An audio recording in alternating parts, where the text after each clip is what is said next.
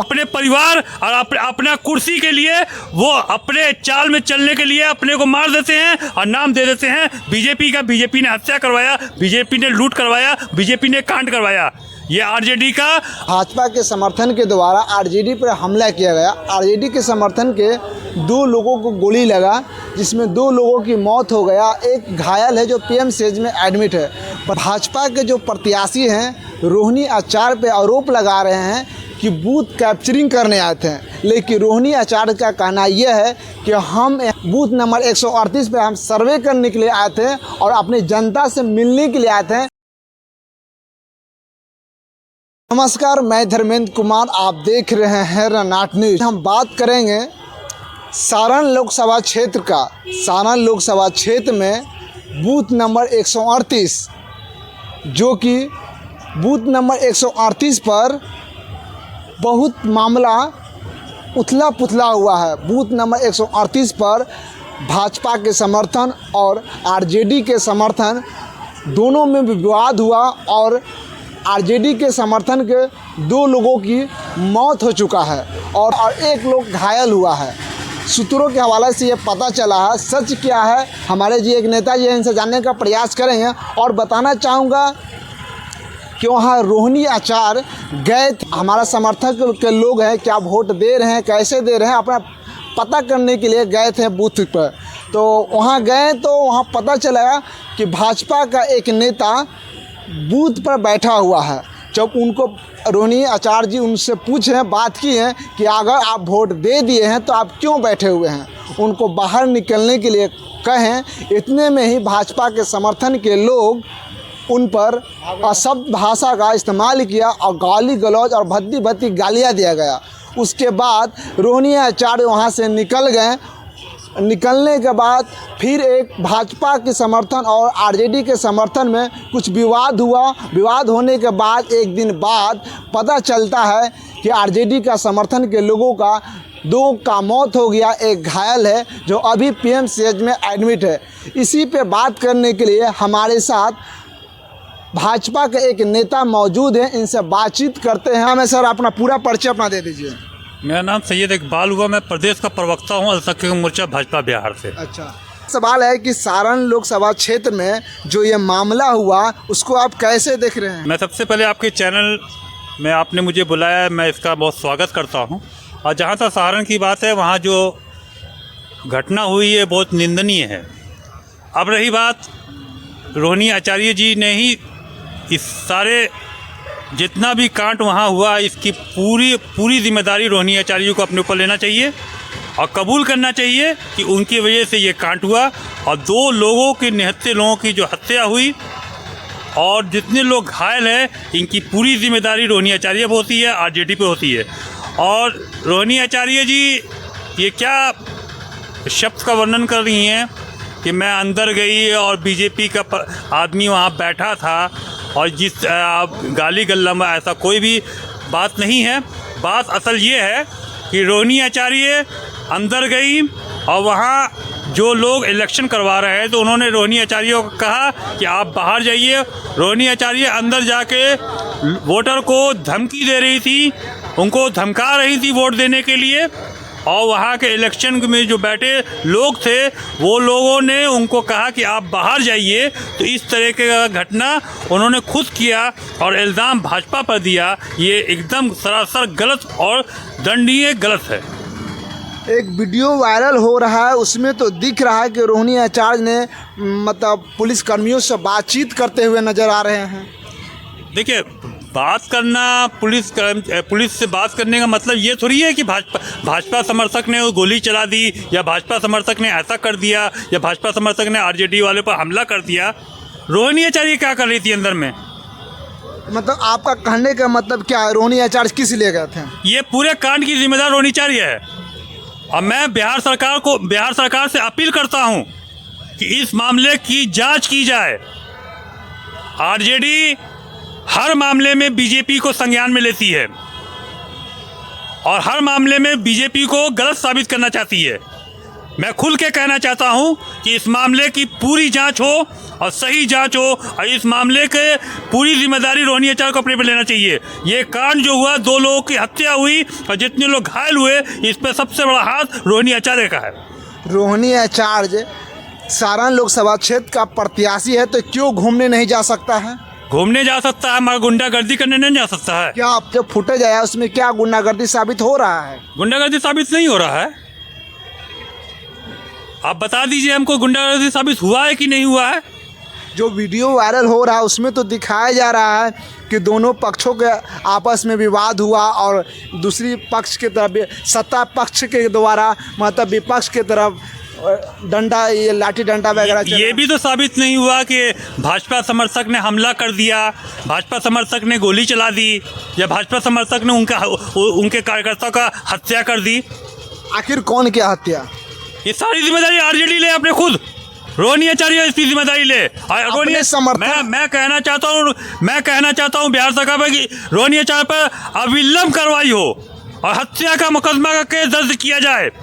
हत्या का मुकदमा और जितने गंभीर आरोप से जो जितने घायल पीएमसीएच में सारे की उन पर कार्रवाई की जाए। रोहिणी आचार्य का नॉमिनेशन रद्द किया जाए, उनका इलेक्शन रद्द किया जाए और फिर से चुनाव कराया जाए।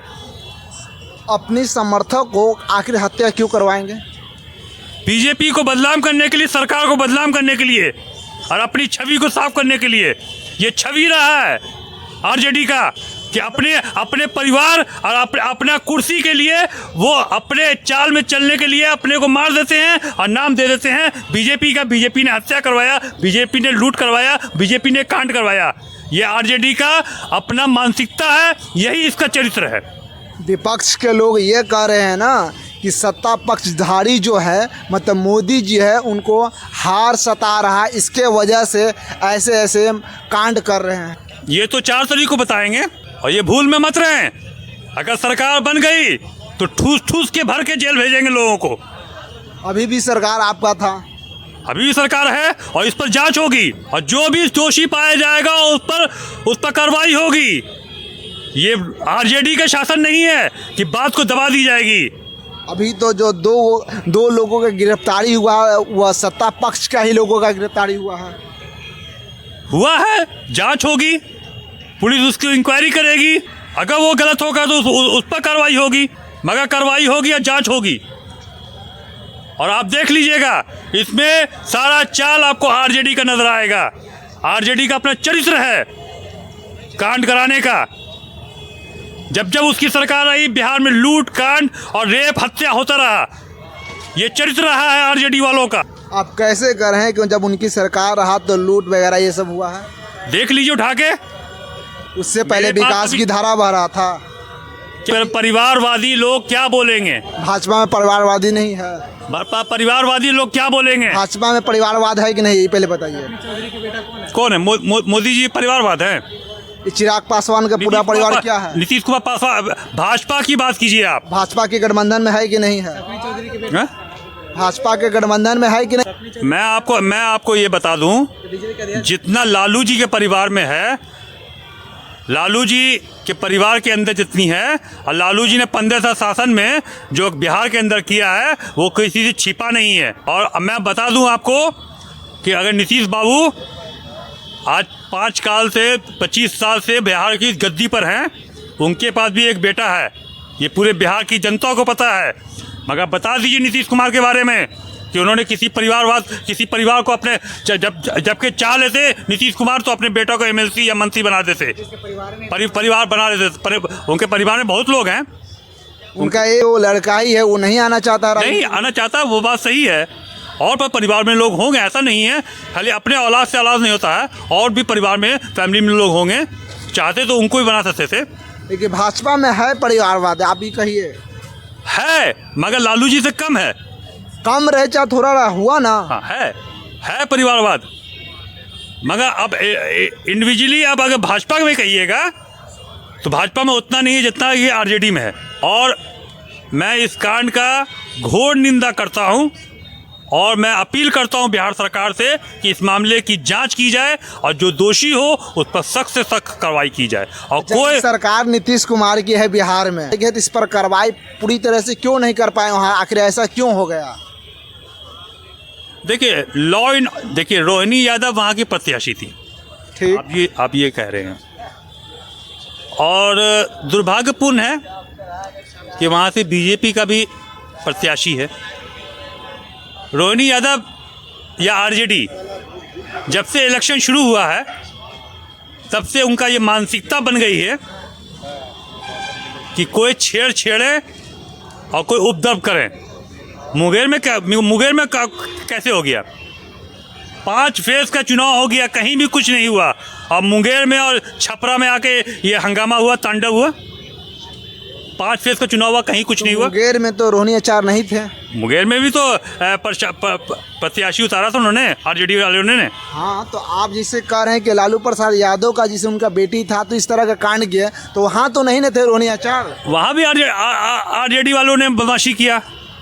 मतलब हर जगह आरजेडी वाला प्रत्याशी कर बदमाशी कर रहा है। तो ये तो कानून का काम है, कानून का प्रोटोकॉल काम है, और कानून इसकी छानबीन करेगी, और जो सही होगा। अच्छा, गोली किसके द्वारा चलाया गया? ये तो कानूनी प्रोटोकॉल है, इसको कानून है समझेगी। हम तो वहाँ पर जाके सीसीटीवी कैमरे लेकर खड़े ना। तो आप आरजेडी पे आप जो ब्लेम लगा रहे हैं, तो आप कैसे लगा रहे हैं? आपके पास कुछ है सबूत? आप ब्लेम लगा रहे हैं जो ब्लेम क्या?